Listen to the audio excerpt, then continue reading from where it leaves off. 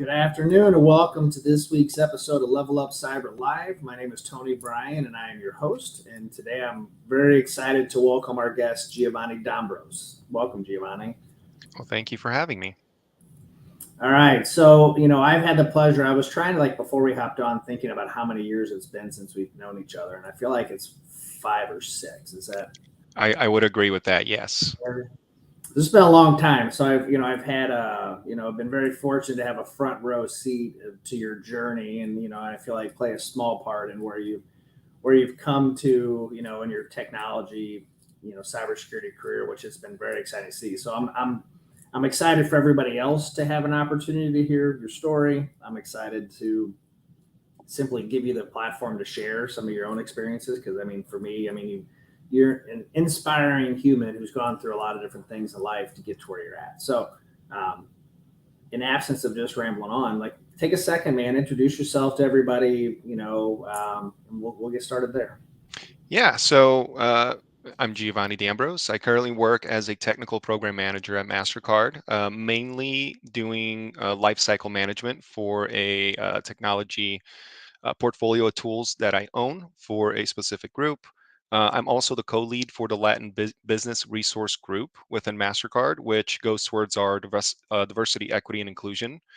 And I absolutely had a huge journey from going to parkour to technology, and I looking forward to kind of talk about all of that journey here now.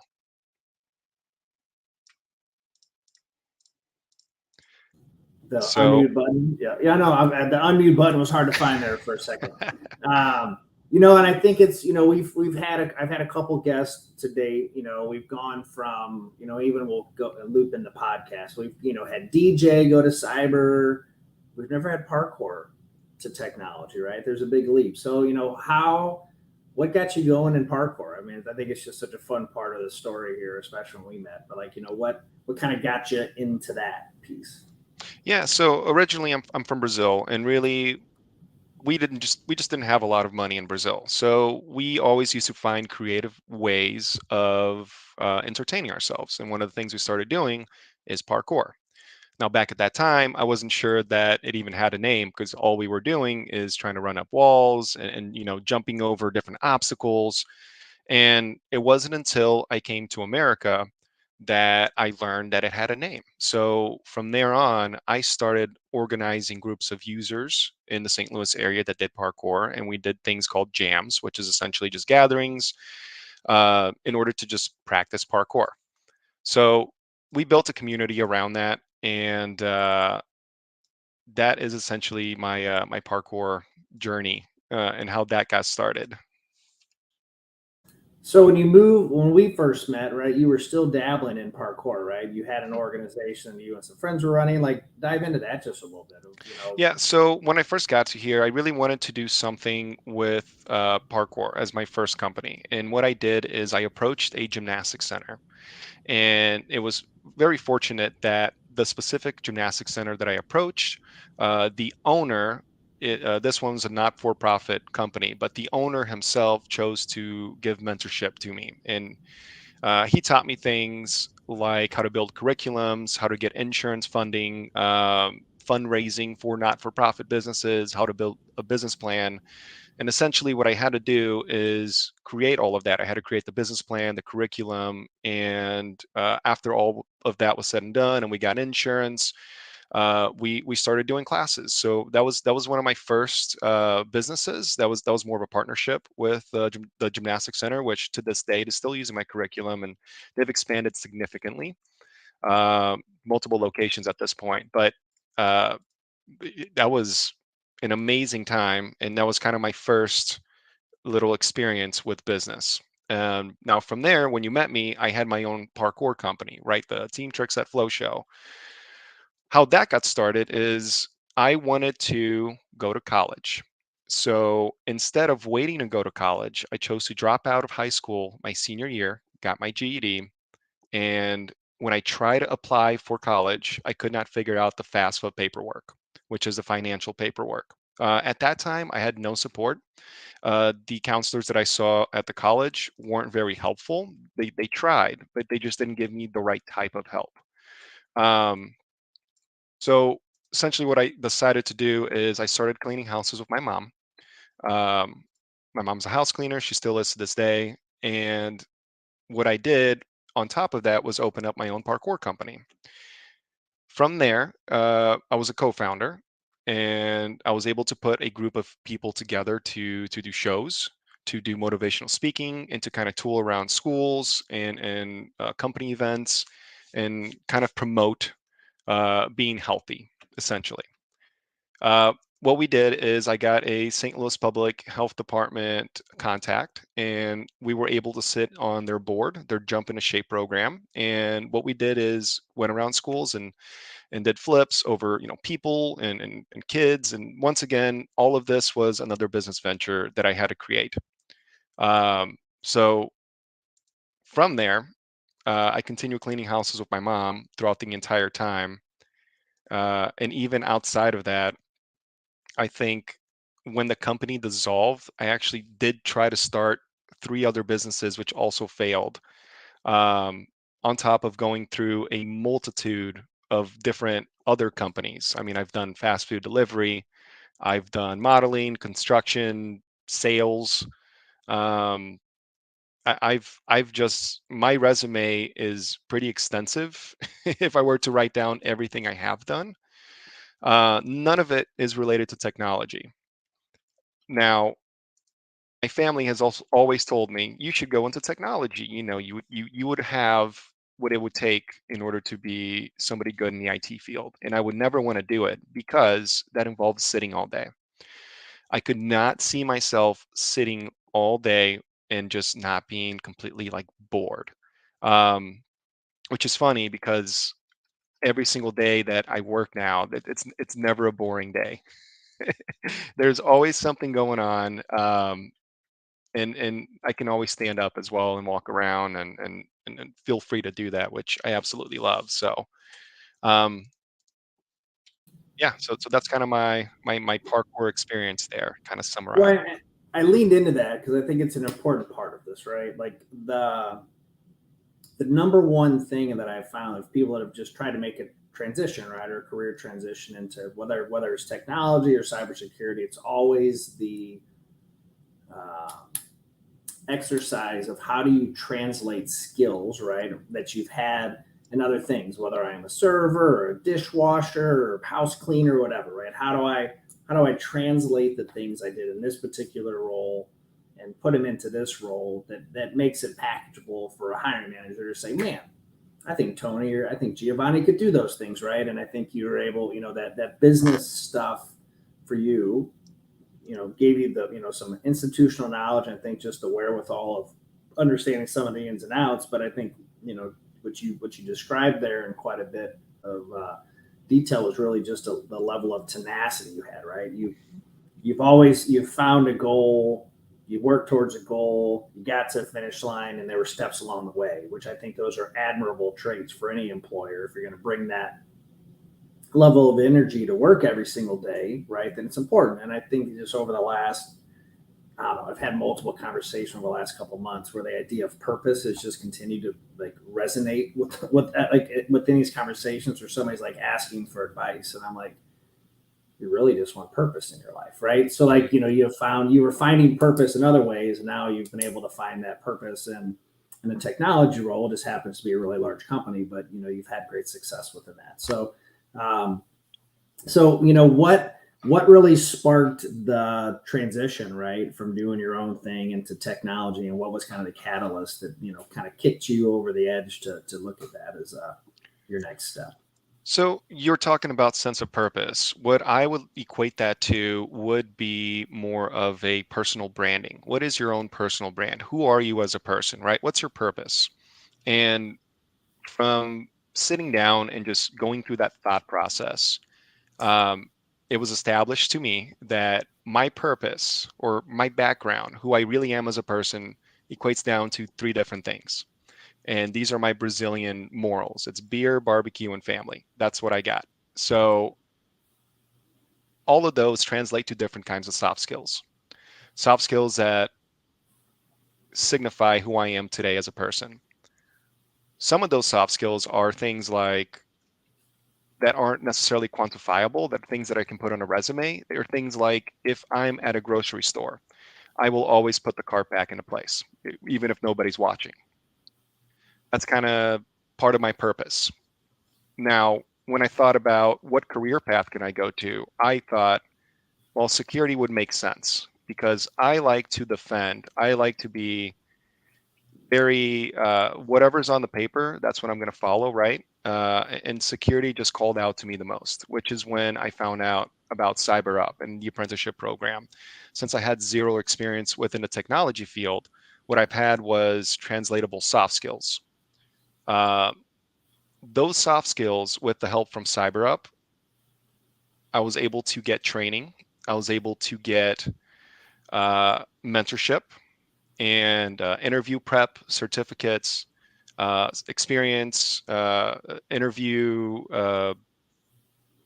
assistance, right? You had some people come up and assist us with that.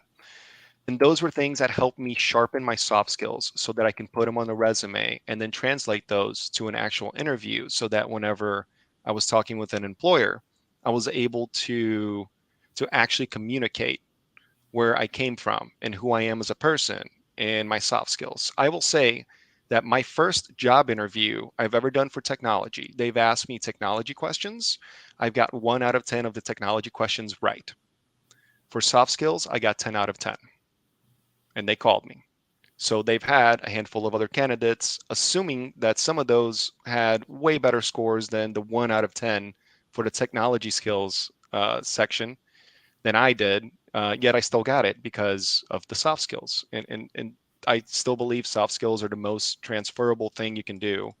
Um, and it's something that you should absolutely welcome and think about when you're trying to apply for jobs. Well, I think it's that soft skill stuff is such an interesting dynamic, right? Like historically, folks that do IT technology jobs generally soft skills aren't their wheelhouse, right? So that oftentimes, I'm broad stroking and pigeonholing every person that does IT, right? So whether they're kind of quiet, they're an introvert, right? They like their technology and they kind of dive themselves into it. And there's always, every once in a while, some of those unicorns that are really a hybrid, right? That are great at the technical skills that can go out and have the business acumen behind it. Um, and you had a couple different roles along the way, right? So like, walk me through kind of your journey, right? To get to, right now you're working at MasterCard, but there were a Mhm. couple other things, and I think it's a really important part of this story because as many like college, like, right, we're in the height of college graduation, so there are a ton of kids that are getting ready, or young people, I won't call kids, young people that are getting ready to graduate with their degrees, and they're excited to go take this first step into their job, right? And like, I'm going to go do this, and what I found is most have the finish line in mind first and haven't really like looked at the 5 or 6 hurdles along the way they're going to have to jump over to get to that final stage, right? So you had not necessarily hurdles, but you had steps and things where you were able to build and stack skills, some of that technical stuff. Walk us through that and some of the different organizations you worked at prior to landing at MasterCard. Yeah. So what I wanted to do when I started getting assistance from CyberUp was to start getting something on my resume in terms of experience, because all the training in the world cannot substitute having something on your resume. Um, so what I did was I chose to go into help desk, which help desk is kind of trial by fire. You learn everything and you learn it quickly. Um, and IT is nice because IT in general, there are so many different fields you can go into that you can start somewhere not knowing where your finish line is going to be. I, to this day, don't exactly 100% know where I'm going to end up. Um, the only thing that I care about is that I am useful and I am learning. So, what I started was just going to help desk. I had no experience. I was getting paid less than $10 an hour. They trained me. I worked with them for 6 months, and every day I would be so stressed getting on the calls. Mainly because I did not necessarily know what I was doing, but I did know this. I know I am good at documenting things. and I know that I'm a quick learner. So everything new that I learned, I would document into our system so that if somebody else got that same call, they could automatically pull that up. And I would always go through the system to find those kind of tickets as well so that I could make sure that I was doing my job as quick as I could so I can get to the next call. And by doing this, I actually got promoted to a dedicated analyst for one of the law firms. This specific help desk job was supporting over 100 law firms. So, as you can imagine, there could be 100 different calls for 100 different, completely different problems coming up at any point in time. So by being dedicated, I could focus my resources to just one company. And I know their infrastructure now, and I know how to do this. And now I am a valued person on the team because I'm the person to go to if there's an issue. Um, from there, I went into help desk again for another company because I noticed that there was not much of an upward potential with this company that I was at. So I transferred into another St. Louis company. Um, this one was a lot better. It was not trial by fire. At this point, I knew more about what I was doing. And it was maybe a couple of months into it, I was promoted to an administrator. I think it was a system administrator. Essentially, it was more like help desk with with desk assistance. So it's more hardware support.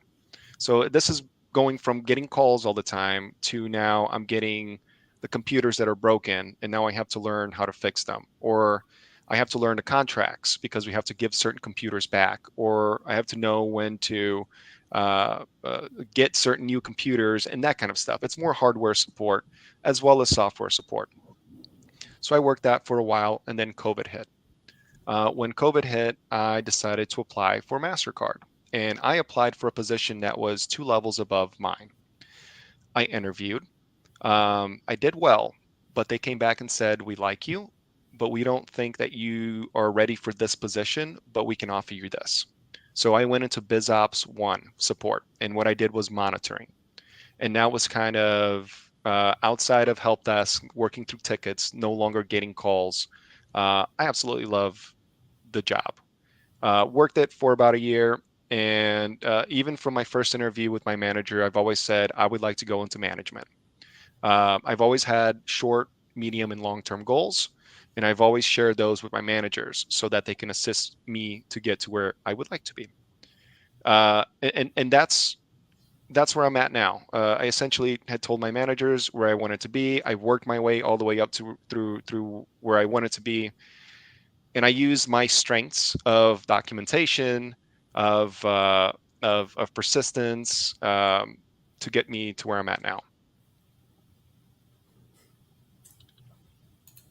Tenacity, grit. I had the pleasure last week of spending Thursday with some of your colleagues at Mastercard, some other large companies, and we spent a lot of time really talking around, what it is companies are looking for when they're hiring, and what are some of the programs and structures in which they're doing those things, and are they having success? Are they not having success? Are they, we dove into things like attrition and recruitment, right? All those are all important aspects I think companies are really starting to struggle with right now as there's just a big job market. But the consistency there is, to your point, like I imagine your supervisor or manager was incredibly excited to hear you say, I got goals and I want to go and do this, help invest in this thing. Like it shows, everybody loves initiative.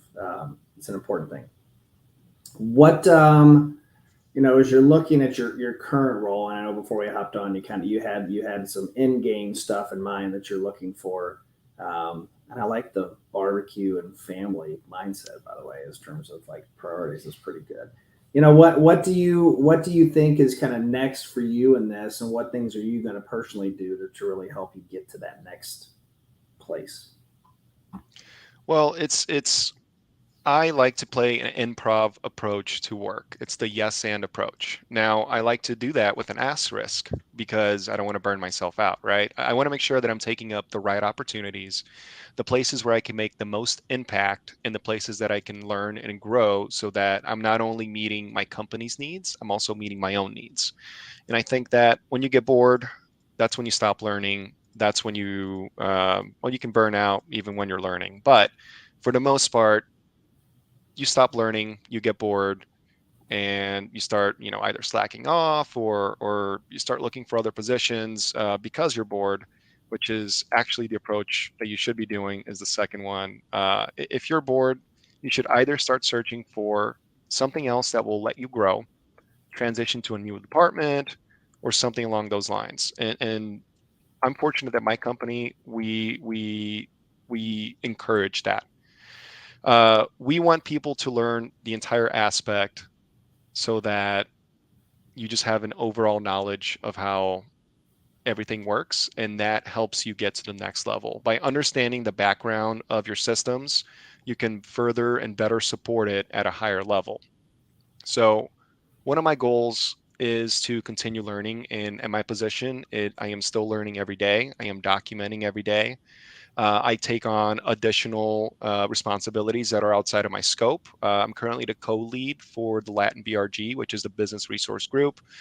And essentially, what I get to do there is to internally promote our own Latin BRG section of people. And we have different BRGs for every different kind of culture as well. It's not just the Latin sector, although I'm the co-lead for the Latin specifically. But I do things like go to hiring events and talk to people and just show proof that yes, MasterCard is diverse.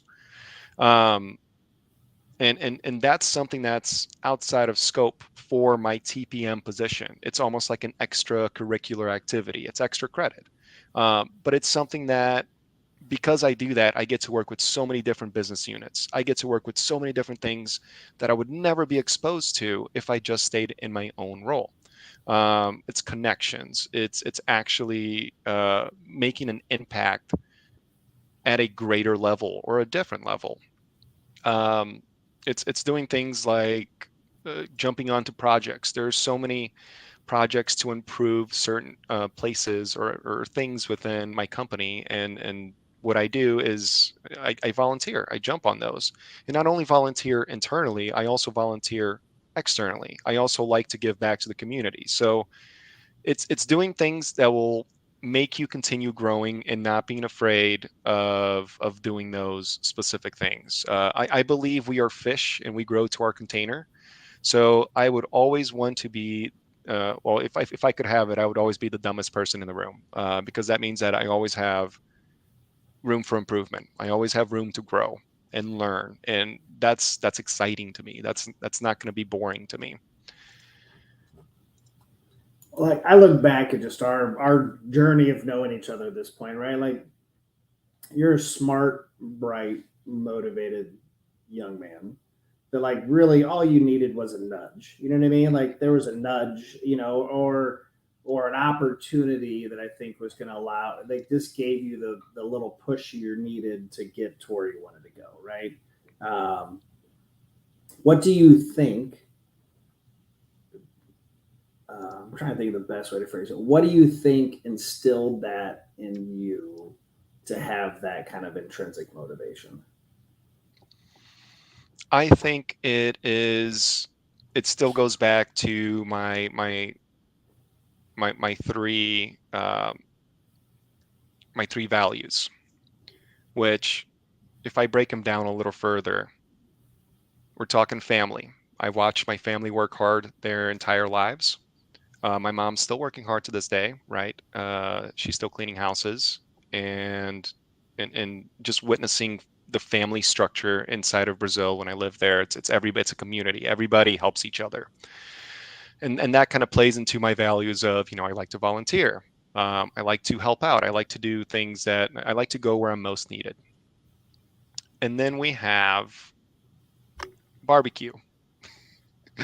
Um, the metaphor of the barbecue and the beer is essentially sitting around and knowing that it's not all about work. It's also about giving yourself some time for your family and your friends and to do things that you enjoy. I think a healthy combination of work and having an actual life outside of work is super important because that prevents burnout. That also gives you more soft skills outside of your own job. I think you need external perspectives in order to bring those into your work, into your job to do a better, well, not to sound redundant, but to do a better job. So I think those three values really just instill to me the work ethic that I still bring to the table to this day. Yeah, and all great things. The so let's say I'm not. Let's say I'm a traditional 22-year-old that just graduated. Right, I went to high school. You know, I checked all the boxes. I got my degree. Studied cybersecurity. Right, and I might not have some of the life experience that maybe you would have. Right, or, or we came from a different background. But I still I think what you just described in your kind of core values is what has set you apart and helped you with your success. So like how do you help others that maybe haven't had that scenario? What advice would you give them to like pick up some of the same attributes that you're describing here? Yeah, it's always progress over perfection for me. Um, so when I mentor somebody, I don't mentor them as if they're coming from my own background. What I do is I'm an active listener. I want to know what their concerns are. And what I've heard the most is I don't know what I want to do. And the biggest answer to that is doing something is better than nothing. So just start somewhere. And what I did was, I reached out to CyberUp. I got into help desk. I helped myself up. Um, and that's something that everybody has to do. So if they don't necessarily know where they're going, well, just start somewhere. If they're concerned that if they start somewhere and then they're stuck there, well, IT is a huge field. You can always change anything in your life. You can always change anything, but you have to start somewhere. Otherwise, you'll be kind of stuck in a where do I go from here? Also, it's never too late to start. So I started when I was, and it's relatively, it's nothing in comparison to some people that I've seen in their 40s or 50s getting to the technology field, which they have their own set of challenges. But I started when I was 25, which is to me it was late in the game. To others it might not be, but I also kind of take that late start as a motivator because I know that I could be in a different place now than if I started way earlier. With the same side of the coin there, though, I wouldn't have the same life experience. Therefore, I might be doing my job differently now if maybe I did start IT early. So it does go both ways, but my biggest advice is just start somewhere. Just go for it. That is solid advice. I mean, I think it's you maybe have a career in motivational speaking, man. At some point, it's one of those things. If it's easy to focus on all the things that you don't have or think on, oh my gosh, I need, specifically around cyber stuff. Well, there's so many I need more certs or I need more training or I got to go do this stuff. Right. And I think you're proof that, all those things are great and they're nice to have, but does not predict whether you're going to have success or predict whether you're going to do excel in a job. Right. There is some element of this, we'll call it the fake it till you make it, right? Nobody's going to expect you to come in as an expert on day one, but they're going to expect you to work hard, learn your craft, continue to grow skills, and to become more and more effective in your role, right? And I think your advice of, taking a single thing at a time or a day at a time and figuring out and being the best thing you could do in that role. And I started watching Silicon Valley, great show, kind of funny, by the way, on HBO Max. I recommend it. But there was, I might have to find the video. There's a great quote on a guy who did the cyber thing of all his skills he listed out for cybersecurity. But there was a part, the point of this is a couple of the developers, they were in high demand. They had skills that were great. they didn't necessarily land in the job that they wanted, but they had tons of opportunities to go do other things and really find the job function they're looking for, right? Like that's not encouraging people to go and job hop, right? But if we boil it down to purpose, or in this scenario, barbecue, beer, and family, right? Like those are kind of your priorities. Find your three priorities and find the place that supports that, gives you the financial resources and pay. Money is great, but money's not everything. There's other things that are important as well. Man, I'm inspired. I'm inspired. I need to figure out what I want to be when I grow up. I joke and jest, man. I love what I do. It's so fun to like see the impact that we can have on people's lives, right? Like yourself, it's been so fun to watch you over the past 5-6 years grow in. From the Giovani I met on day one, who came and hung out with us in T-Rex for classes, to where you're at now. Like there's been an incredible amount of growth, right? That you probably don't even see on your end, just because you're you and you do it every day. But like from an outsider kind of looking in, man, like you continue to impress, and I want to commend you on just your interest and passion on paying it forward and helping other people and volunteering and being such a advocate for your community, and your heritage, and being an advocate for others. I think is an inspiration, and it's personally, I'm sure it feels good. Professionally, it looks great for you and MasterCard, right? Like there's other opportunities, right? So you can do good things that have self-serving attributes to it. But knowing you're not doing those things with an intention to look for your future career growth, right? You're doing it out of compassion. That's who I and am. You happen to get the reward of other good things come to that. But it's my wife is a firm believer of everything happens for a reason. You're telling your story. I even think of my own, of like there were lots of bad choices along the way that I made, but I wouldn't be here or where I'm at today without those choices and decisions that were made. And everything does happen for a reason. All right. So the last question I always ask everybody. I think we've covered quite a bit of it today, so I guess we'll summarize it as kind of a kind of final parting thought. But what advice would you give to those that are listening for them to go out and level up their careers? I would say always be open to opportunities. Find and ask where the biggest need is. Because you'll be much more appreciated and valued, and you will learn a lot because there's a need. Definitely have short, medium, long-term goals. Understand what your personal brand is, and really take some time to develop that, because that's going to speak volumes about your soft skill, and you can actually talk about it during an interview. And don't be afraid to chase the no's. So anytime you apply for a position and you get a no, well, that's great. I absolutely love it when I fail, because then I know what I'm going to do next to try to succeed. And sometimes, most of the times, things that fail are outside of my own hands. So, but I still want to hear those no's. I like hearing no's. Yeah. For those that have been watching Ted Lasso, right? Like there was a moment in the last week's Ted Lasso episode that was very much like that with the gentleman from Nigeria on the team, where he wasn't selected to play on the Nigerian team, and he took it personally, and then found out there were actually external reasons or things that happened on his front that were out of his control, right? So he learned, like, man, I can only control what I can control, and make a positive impact on that. And then he set a new goal, right? To your point, set a new goal that he's going to chart forward to try to hit where he wants to go and hit that thing. So great advice, man. I appreciate you joining in. I'm always blown away how quick 30 minutes goes, really, in these things, especially when you're having a great conversation. But appreciate you spending some time with us. Appreciate all you've done for, just the community as a whole.